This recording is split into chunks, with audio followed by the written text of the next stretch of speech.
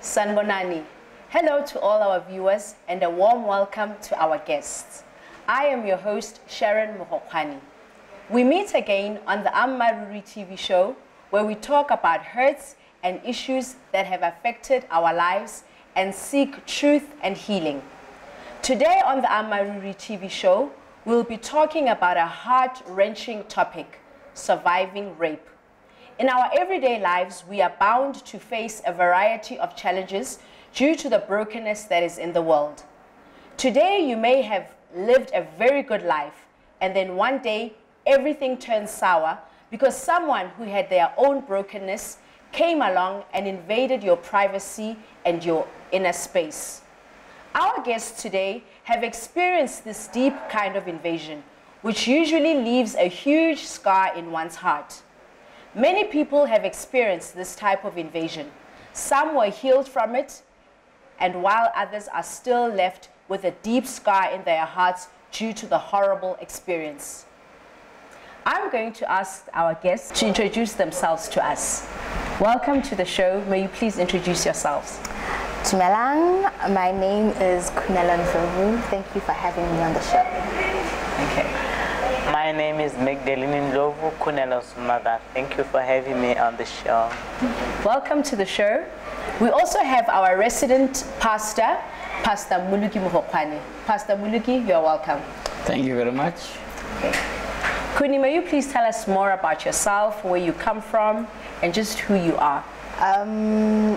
Kuni is a very talkative young girl from a very close-knit family, but I grew up with a whole bunch of cousins, a lot of my cousins, so grew up with a mom, a dad, very close family. I was very loving, spoiled for most of the part, but it was a good childhood, good teenagehood, good adulthood. Yes. Ndlovu, or more endearingly, Mogokgwane, can you tell us about who you are, what you're doing right now, and your family? I'm an old lady who likes playing with teenagers and children. I've had to grow with a lot of my cousins, and I had to help my sisters nurture the children. I remember I'm the last in our family, and I'm talkative, and I am confrontational. So Kuni gets the talkativeness from you. Yes. Thank you very Yes, much. very much so. And I can be very harsh at times. Yes. That is what I discovered later on in my life, that I can just make a decision and it doesn't matter who says what. Okay. And then I'll just continue like that. Thank you so much for being on the show and coming to share a part of your lives with us. So Kuni, would you now just tell us about your childhood, what your dreams were and your aspirations for the future? Well, as a child, I don't think I had that much dream. I think it was always like finish school.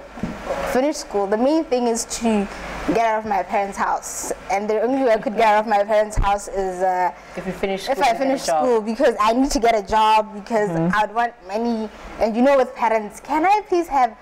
Can I please? Especially with being so close to your extended family. You know, especially being so close, so you have to share a lot. So I was like, you know what? I need to be my own woman, be independent. I think I also got the love for schooling from my mom, because growing up, she was schooling. So I was like, you know what? I fell in love with school. Yeah. Even sometimes when I was in varsity, like, no, and I was like, you secretly love school, just admit it. I was like, no, I'm not. But yes, aspirations, I think of... We're driven and ambitious. I just want to push. I want to be the best I can be, really. Yeah. That's basically me. And you, Ndlovu, what did you see in her as a child? What did you see in her, and what hopes did you have for her? Okay, knowing her as a talkative child, I had always thought of her getting to be independent. She must have her own pocket. She must live the life that she wants. And one thing that I always wished for her is that she must do what she loves best. And if anything, she should go towards things that make her, with her talking. Yes. Maybe become a lawyer or something like that. Something to do with talking, and also there's something that she does secretly. She likes to read and write.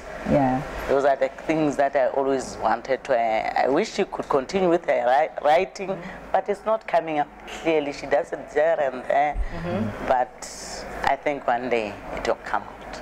Okay. Pastor Muluki, with this family setup, the kind of closeness, the jolliness that we can hear about, and the dreams that were there, what can you tell us, about this type of family setup? What obviously laid for them in the future? I must say it's quite a very special kind of setup because many families that we have are very broken in many ways. From what Kuni has shared, you can hear that there was a lot of support, there was extended family, the mother was there, the father was there. She seems to have had a very good life, which you would think if you grow up like that, it will set you up for great things. And you don't expect any terrible thing to happen along your life. So I would say so far it sounds good. Yeah. And talking about not expecting anything to just come out of nowhere and destroy your life, because you had this great foundation, a great family, and a happy childhood. So what happened on that fateful day when you were violated? It was, here's the weird part about it. It was that everybody was leaving the house. Everybody was leaving the house. Mind you, it was after, I think 2-3 years after my parents divorced. And so I was staying with my dad, so everybody was leaving the house. And I decided to be like, no, I'm gonna stay.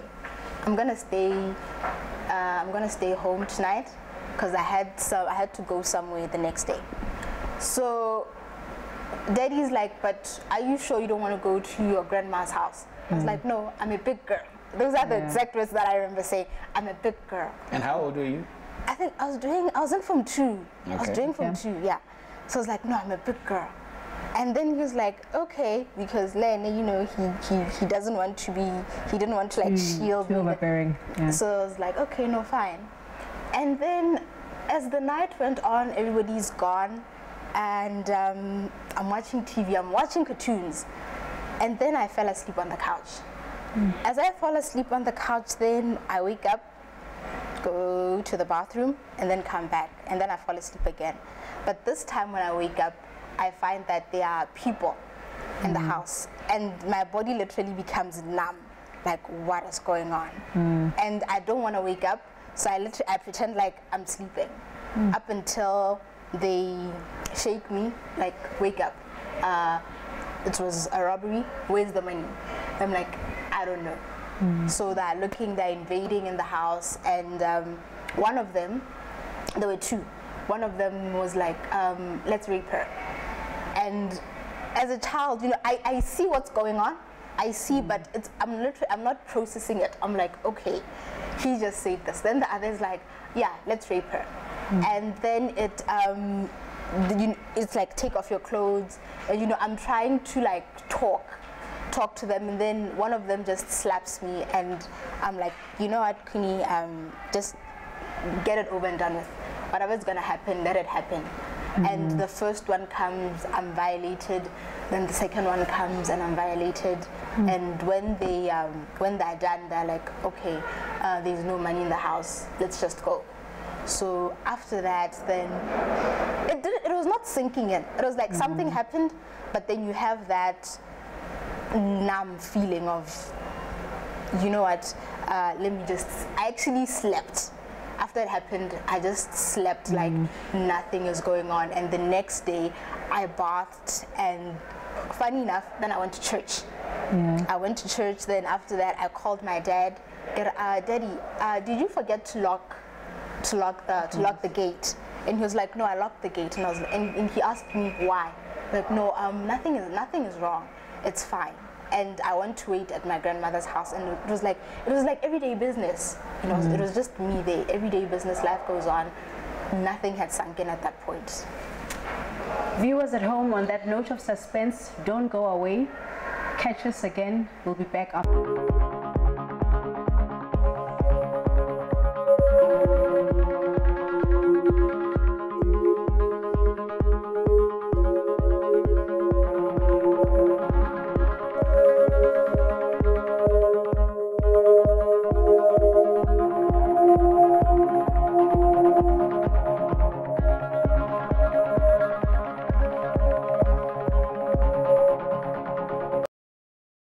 Welcome back to the Amaruri TV show. We have just heard from Kuni about the night that she was violated. So we take it from there, and Kuni, I heard you say that you took a bath like soon the next morning. Next morning. So you did not go to the police or anything like that immediately? No, nothing like that. It was, like I said, I was numb to everything that had happened. To me, it was every day as usual.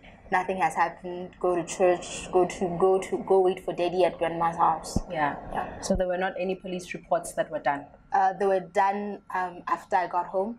On the way, I told Daddy, and telling the story to him, it was so casual. Yeah. On the following day? No. When he came to pick me up. Okay. When he came to pick me up at Grandma's place, I was like, Daddy, I think you forgot to lock the gate.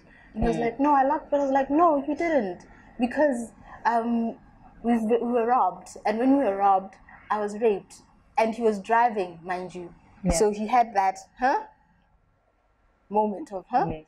And he's like, I don't get what you're saying. Up until then, we got home, and he saw the scene, and then he took me to the police station. Even when telling the statement, it was so casual. Yeah. Remember it now. It was so casual. Like, this is what has happened to me. They were too. You know, yeah. Nothing was. I was not shaking. I was not frightened. It was like I was telling a bedtime story to put it into words, really. Okay. Yeah. And Mogokgwane, how did you find out about this? I was not staying with Kuni. Remember, we just divorced. I was staying with the father and the other sisters, and was it Monday? I got this call from a friend. She says, no, Mandlovu, I'm sorry about what happened to Kuni. I said, what? She says, I know that she was raped. I said, get off. I literally just dropped the phone. Then I dialed his father's number. I said, hello, what has happened? Yeah. Is there a reserved person? I said, Ma? I said, tell me what has happened. And he was like, okay, there's been a problem. You know, he didn't want to say a lot. I just cut off.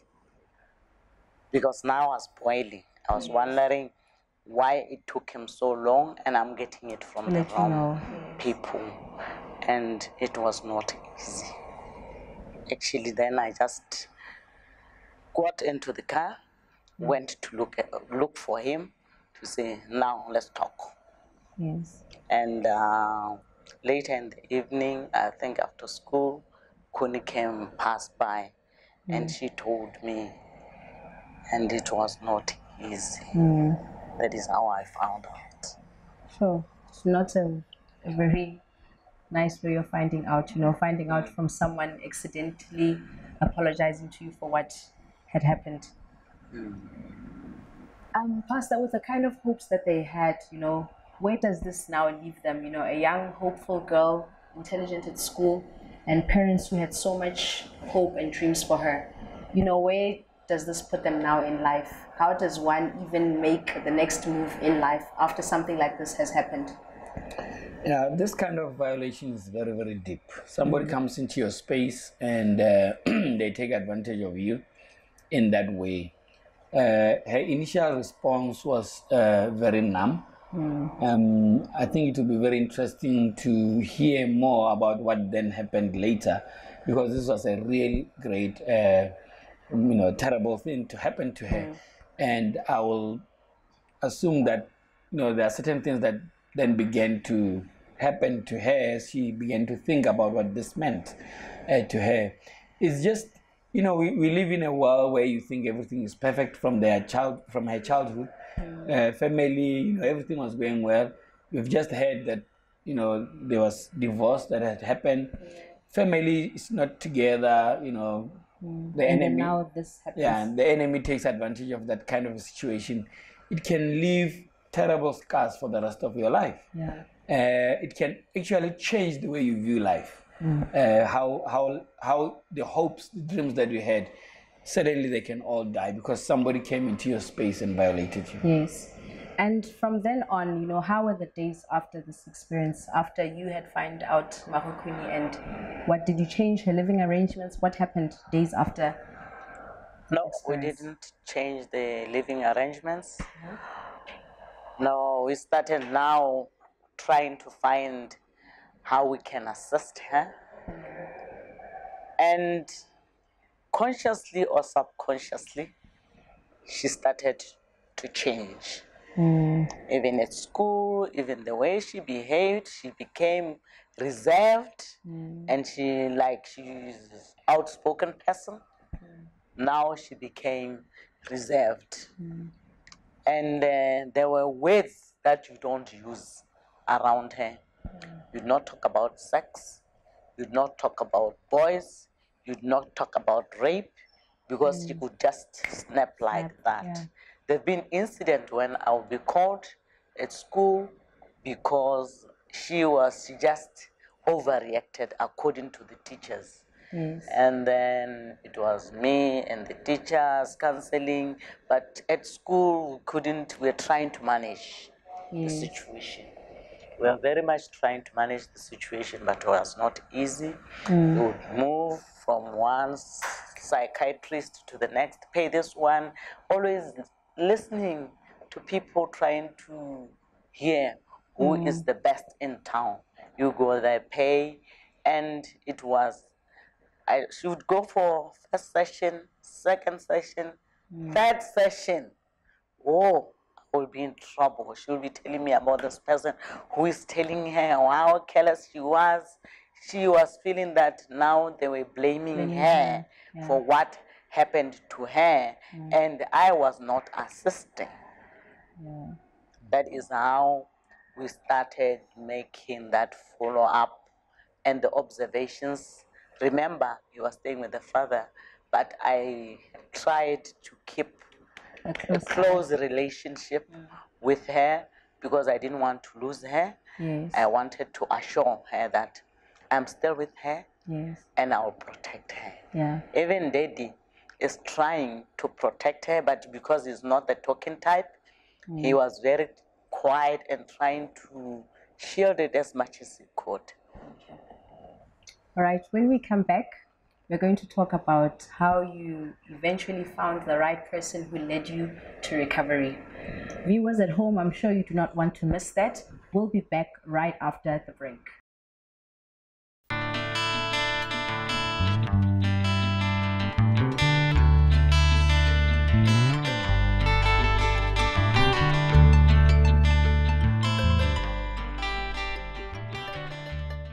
Welcome back to the Amaruru TV show.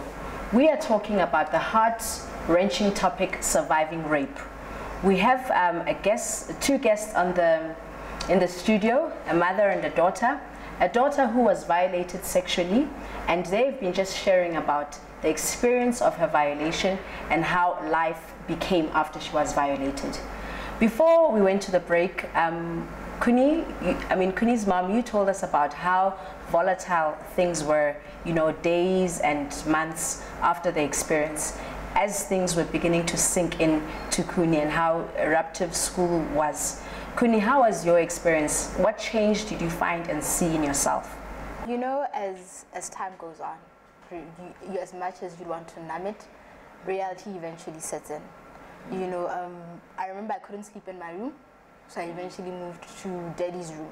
Yeah. And then from Daddy's room, then I remember that I couldn't be alone in the house. So whenever Daddy was going somewhere, I was like, no, let me go to my grandma's house. Yes. And then in terms at school, if boys, because you know how boys are, you know, you want to play, if they even touched me, I would freak out. Yeah. You know, if they even tried to like hold my hand, like, you know, be like, I'd literally become so numb because I'd feel like, why are you holding me? Yes, why your innocence had been taken away. Why are you grabbing me? And I think the most painful part that started was that I could feel the smell. The smell was like literally everywhere. I literally tried to wash it off. It didn't want to wash off. And I couldn't sleep with the lights off. I remember switching, if I find the lights off in the entire house, I switch everything back on because I feel I'm not safe as long as the house is dark. Yes. Even in subjects of moral education, where people talk about rape, molestation, I'll just find myself looking at the book and crying, sobbing, crying, like, and I'll try to say, Queenie, you're fine, but I'm not fine. Yes. That's when things started trickling down. The effects now, that coming in slowly and slowly and slowly and slowly. And as my mother mentioned, they did try to get me help. Yeah. They did try to get me help, as any parent would, but it wasn't helping at all because people approach it from a narrow perspective, like, no, you weren't, like, no, it's not your fault. I know it's not my fault. Yeah. No, if you had done this, I know I shouldn't have done Because this. they haven't gone through the experience themselves. They don't know what it's like. You know, that, you know, as innocent as their helpers, I was getting annoyed. You know, and I finally understood why people were like, hey, this counseling thing is not for me. So as Mommy mentioned, third session, I'd be like, no, Mama, this is it's fine. We'll relax. And I also had outbursts at home because I remember my older sister, she likes teasing a lot. This other time she was teasing me about a boy and I literally freaked out. I think I went 2 days without talking to her. And then Mommy had to intervene, like, no, she didn't mean that. So it was now becoming walking on eggshells around you. Yes. Pastor, can you tell us about the place that she was at now? You know, the sensitivity, the outbursts, being so volatile. Why was she like that? Such violation goes much deeper than the physical violation. Mentally, you know, emotionally, it changes who you are because of the nature of this kind of violation. It's not just that people came and then took advantage of your body. They invaded your private space. And you see, sexuality, it's something that is very intimate, something that is to be given away to somebody who is special to you. It is something that is very, very close. Even the way God just hid it, it's very clear that it's not just for anyone. And when people come into that space and go in, you are not just violated in your body, you are violated in your very being. That is your whole soul. Emotionally, mentally, your will has been totally violated. And so what was beginning to happen to her was the realization. You see, when terrible things happen, sometimes it is so painful that we don't want to believe that this thing is happening to you. But the truth of the matter is, if it has happened, it becomes a seed that is planted in you.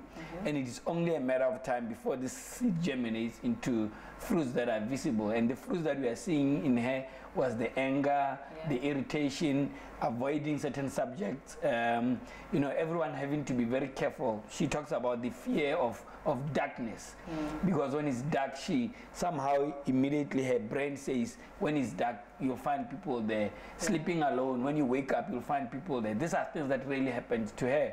And so she becomes so traumatized in her mind that for her to recover, there must be a work that is done that is not just on the surface, but that is really, really deep.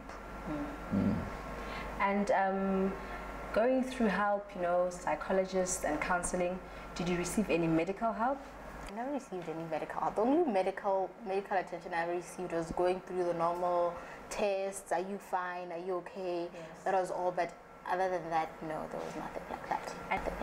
And did any police report come out? Was there anything that was done to the violators?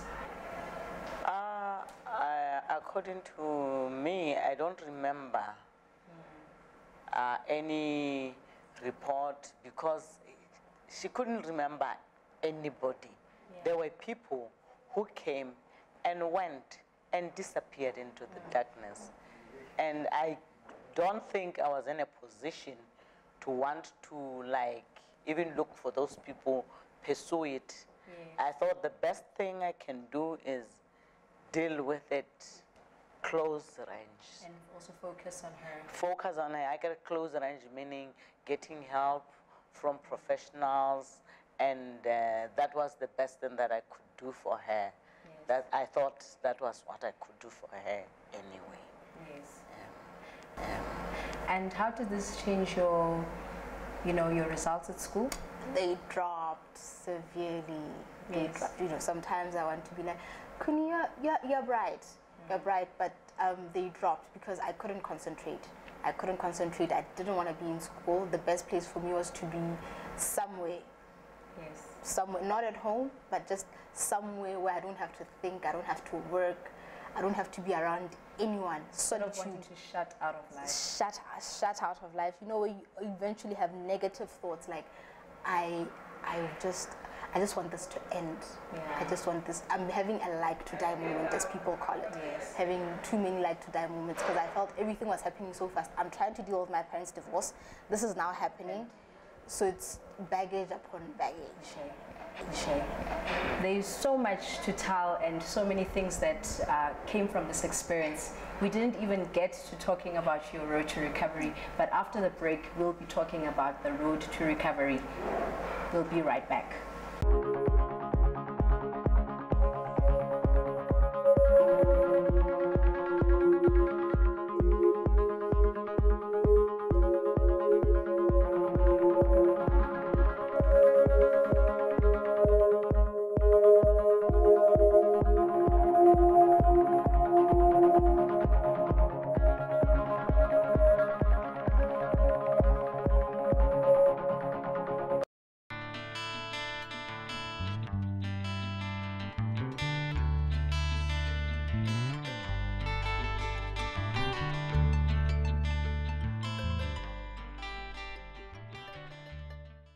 Welcome back to the Amaruri TV show. We are talking about surviving rape. Kuni, before the break, we talked about, the volatile times that you're going through. So will you just tell us about the rest of your high school years and perhaps the early tertiary years? Because we were trying to find help. It was more of a touch and go situation where you forget, but then there are always triggers. Yeah. At the back, it's always that they're launched at the back of your mind, and then it becomes very hard to relate. It's my teenagers. I'm trying to date, but I'm just it's not settling well. I'm like, what do you want? You want to hurt me like they hurt me. So now the two are becoming the entire population. Yeah. So I'm becoming very, very harsh. Yeah, and painting everyone with the same brush. Painting everybody with the same brush. So it was more of me just wanting to be alone, close knit of friends. So it was not a very nice thing. Varsity should be a good time. Yes. But my early years were still. Did you go to things like the matric? No, I did not have that. I was home sleeping. Everybody went. I was home sleeping. It's actually called prom night. Yes, it's prom night. I was home. I was sleeping. Yeah. Yeah. And for you, Mogokgwane, how did you cope now as a mother with such a sensitive child now on your hands? Oh, it was very, very difficult because I had to keep to use the latest technology, my antennas up. Because anytime I had to make sure I'm available. Yes. So that I can assist, be it at school, be it at home, be it anywhere. I always would not allow her to be free like any other child. I always wanted to ensure that I know what is happening, I know where she is, I know how to try to guide her to come back, because my problem was this napping. Yes. And she started also having migraine. And those are the difficult times. I don't know whether migraine was related to that or it was something else. Yeah. But now she was this baby who has to be guarded Guarded and nursed. all the time. She couldn't be free like the others, the other sisters. With her, I always had to ensure. Even her schoolwork, I had to ensure. Keep an eye. You must be doing this, because half the time, if I don't pay attention, she gives up. Yeah. Gets to her reserve. I had to always be pulling her out. It was not easy. Did you have any coping mechanisms that you used? Did I have any coping? I think talking a lot is both a weapon of mine of peace and of distracting. So sometimes I'll talk a lot just to rush things along. But I wouldn't talk to anyone. I'll just be talking to a close knit of people, just talking about, let's just talk about something, whatever, and that would be my safe haven. Yes. But other than that, it would either be sleep or it would either be me sleeping. Let me just. So you also slept a lot. I slept a lot. I love sleeping, but this one was not the normal sleep that one would expect. So okay. So Murut, what was happening here in her life?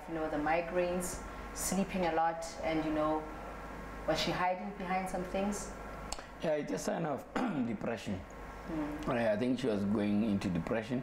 You see, the issue of her now withdrawing from people, being on her own when other kids are going for prom nights, she's not there. She just didn't trust the world. The world was very cruel to her. The world was terrible to her. And I think mentally, just when people come in into your house, when you go out, you think maybe it's that one, maybe it's that one. So you begin to see these people everywhere, and it can just be very, very haunting. The migraine, I think it was part of it, because you see, when you bottle a lot of things up inside, you have sleepless nights. Sometimes, for her, somehow she was able to sleep, which is also part of depression. But sometimes when you are awake, your mind goes through so much, all over the place, wondering what is happening. It would be very interesting maybe to hear from her how she viewed men in general, boys, men, and all of that, because that is bound to affect the way she looked at those things. Yeah. Yes. How did you view them, Kuni? I viewed that they want to hurt me. It was either I go to the extreme of they want to hurt me, or maybe, just maybe, one or few of them are different, and normally somebody would prove me wrong or no. So if they would be like, maybe your children, if you try a relationship and it doesn't work out, I knew it. All the same, that's what they do.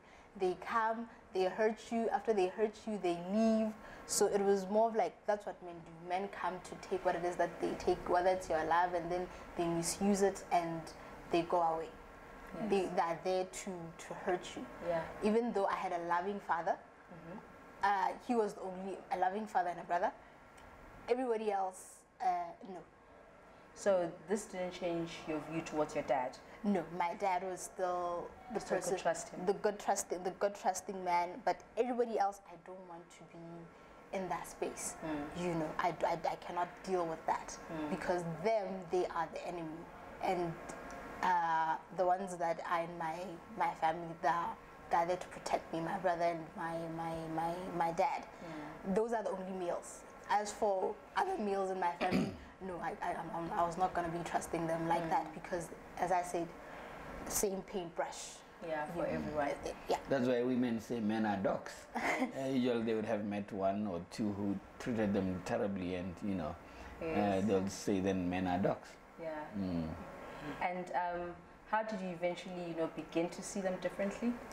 I think I began to see them differently when I was in the process of healing. Okay. That's when I started to see them differently, that not all men will hurt you, some men come to restore. Right. Yeah. Before we go any further, we want to hear about, that healing process and how you began now to see the world differently. So viewer at home, do not touch that dial, do not move, we'll be back in a minute.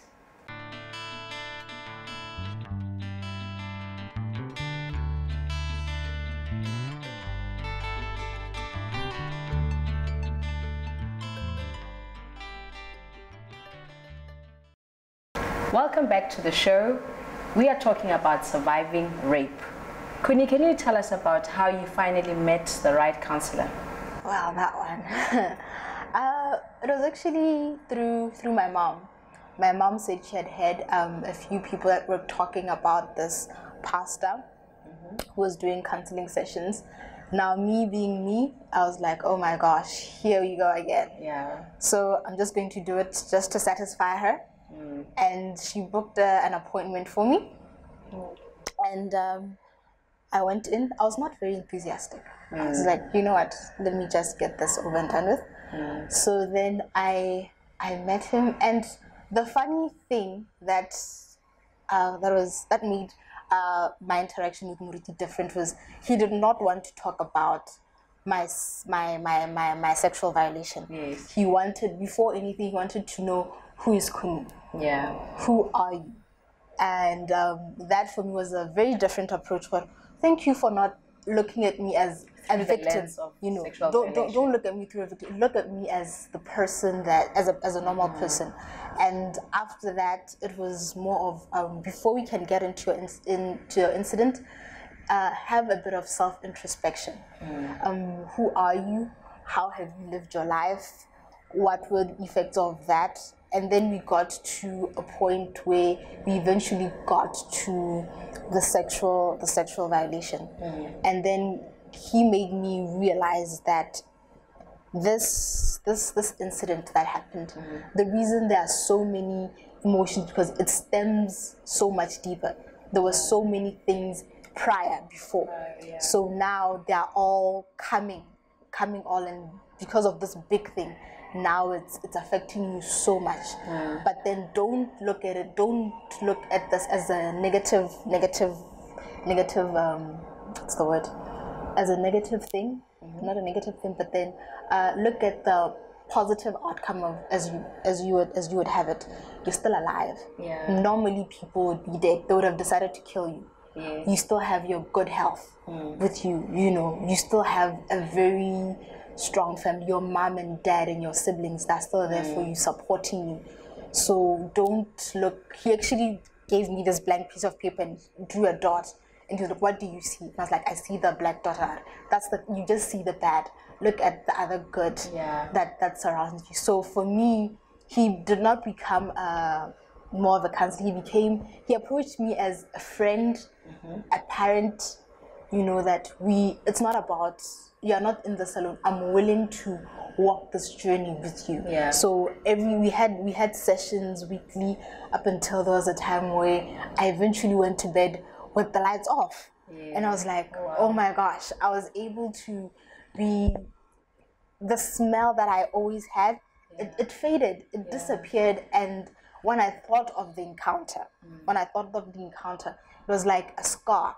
I was like, oh my gosh, Kuni, you survived that. Do you realize that? Yeah. You really, really, really, really survived that. And my outlook on men was, you know what, not all of them. There is good and bad in the world, but not all of them are going to hurt you. So he became a friend. He became that friend, like talk about anything. So that was it. I think it was the most important part was the issue of forgiveness. That don't forgive them, but more importantly, forgive yourself. Because if you hold grudges against them, you give them power.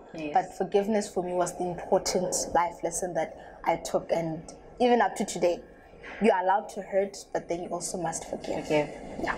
Well, that's amazing, and I can really hear, you know, the healing. Your voice sounds so refreshing, so full of life. And for you, Mogokgwane, how did you? I'm sure after having so many years with your daughter being so troubled, you know, I'm sure you needed healing as well.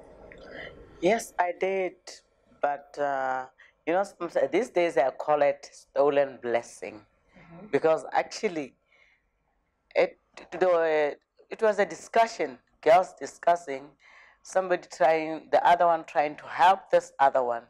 I overheard, and I stole it from them, because she's still even today, she's still where she was that very time, but we had moved on. Okay, I went, and then I started to see Moruti. He gave me this. He was saying, you're going to start when you are 5 years. You're going to say how this incident happened. How did you react? I never went back to give him what the outcome. But I think it was a therapy. Because I would write, I'll be crying when I know how I reacted, how I felt. I will actually feel it when I'm writing. Yes. And then, you know, it didn't take me like a week. It took me some months trying to write that. Maybe I'll write one thing, then I'll start crying. And I will leave it there. And we continued. And he was telling me, you know, there's this class which its lesson is not preaching. You can come. Then I said, okay, I'll try and check. But, you know, I hated him. Moruti, you know, I did not like him because he made me cry a lot. But, you know, this cry was sort of healing. We will talk, he would not say, because I'll say anything. He would not say, don't talk about this, talk about this. This is bad, this is good. Yeah. He'll just allow me to talk, and I'll be crying. And he'll just be looking at me and say, when I leave there, I say, you know this boy, he thinks he's smart. He was just looking at me when I was crying. Yes. And then, you know, I continued attending LTS on Wednesdays. Okay. I couldn't miss them. I started to see, when he was going through LTS, I'm going to these African churches. I started to see what my bishop is trying to teach me, but the way he was saying it, I could understand what that man is trying to say to me. He was breaking it down for you. Down for me. Yes. So say, this is God. God is your Father. No matter how bad things are, He is waiting for you to say, come home, I still love you. Wow, hold it right there. I'm sure we want to hear from the counselor himself about taking them to recovery. Do not move, we'll be back in a minute.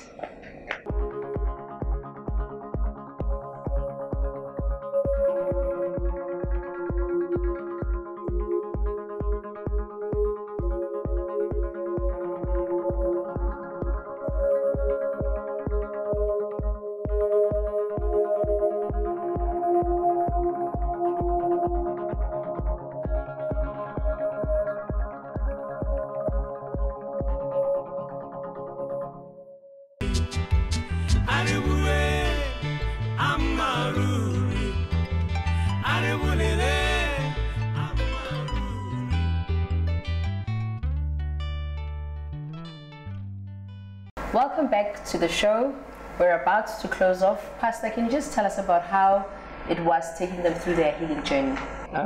Their counseling was a bit different from the normal counseling that I do, in that this time around it was the mother who came, who I think she realized that she needed help, but she knew that her daughter needed more help. Yes. So she came to kind of check it out. I mean, from what you had, they had been going to different places. Yeah. So, and she's a very interesting character, the mother that is.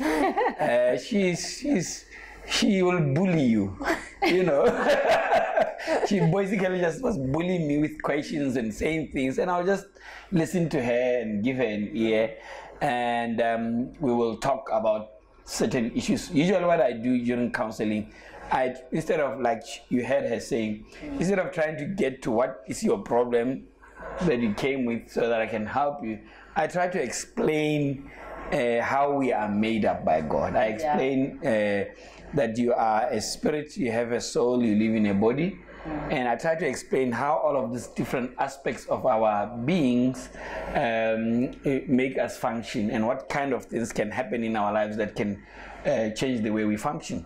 And so that's what I usually do. And so when I do that, people usually, they let down their guards. They say, oh, okay, I'm here to learn something. And I begin to show them the problems where they could be.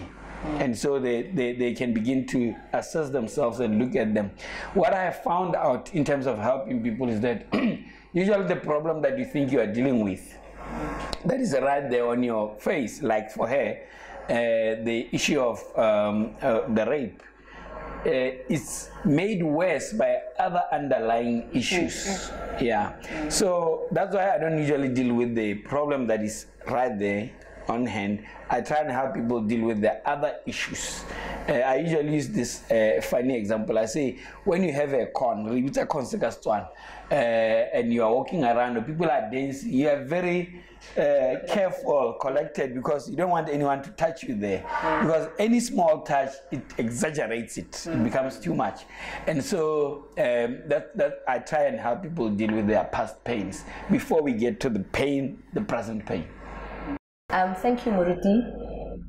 Mogokgwane and Kuni, can you encourage the guests, at home, people who have gone through what you have gone through?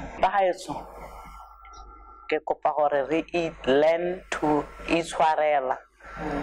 And whatever happens to you in life, if you cannot learn to forgive, you will not be able to move forward, because you'll always want to carry this thing with you. And as a parent, I would encourage parents to try to assist their child, not to judge them, not to think otherwise, just to give them the best love that can be, and be yourselves. Don't be anybody else. Just be who you are, because if you pretend, one day you are going to lose it. Thank you very much. Kuni? I think what I would say is that don't be a victim of your situation, rather be a survivor. Yes. Don't look at something like this as something that has to break you. Look at it as something that it's there to, as not a learning curve, but something that draws strength from it. I draw strength every time from it. Like, I survived this. Yeah. I know that I can survive basically anything. Yes. And that the most liberating part is that help comes in so many ways, yes, even in the most unexpected places, unexpected forms. So always be willing to seek help. And to parents, don't ignore the subtle signs, because those signs are the ones that are showing you when something is wrong.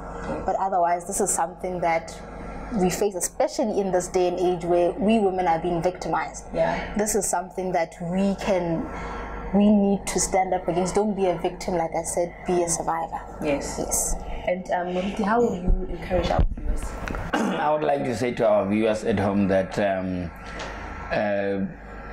there is no pain that cannot be healed. It does not matter what you have gone through. I mean, if you think about it, Kuni was attacked in this terrible way when she was doing Form 2. Yeah. As we speak now, she has graduated from university. Her life has moved on because somewhere along the way, she allowed herself to be healed. There's something that she said that is very important. One of the problems that we have in our society today is the fact that we have broken families. Fathers are not there for their children. The family unit is not standing strong. You can see that in the midst of her seeing all men as terrible, she was still able to see her father as a good man, a brother as a good man. And unfortunately for many people, it's not like that. They have not had a proper father figure or male figure in their lives. When something like this happens, their whole world comes tumbling down. And so family is very important. We usually say family is central to the purposes of God.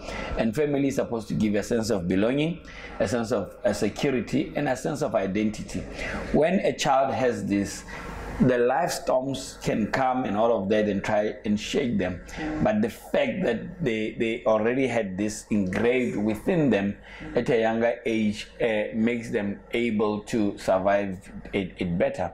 There are people who had similar things that happened to her, some not as bad, who have gone into drugs because they couldn't cope with life anymore. Some have gone into, surprisingly, be more sexually promiscuous, you know, having so many men. Some have even gone to a point of trying to infect as many men as possible with a sickness. So there are all kinds of those things, but I want to say that there is help out there. From our talk today, we are once again reminded how painful it is to go through rape. It can be very difficult to comfort the victim.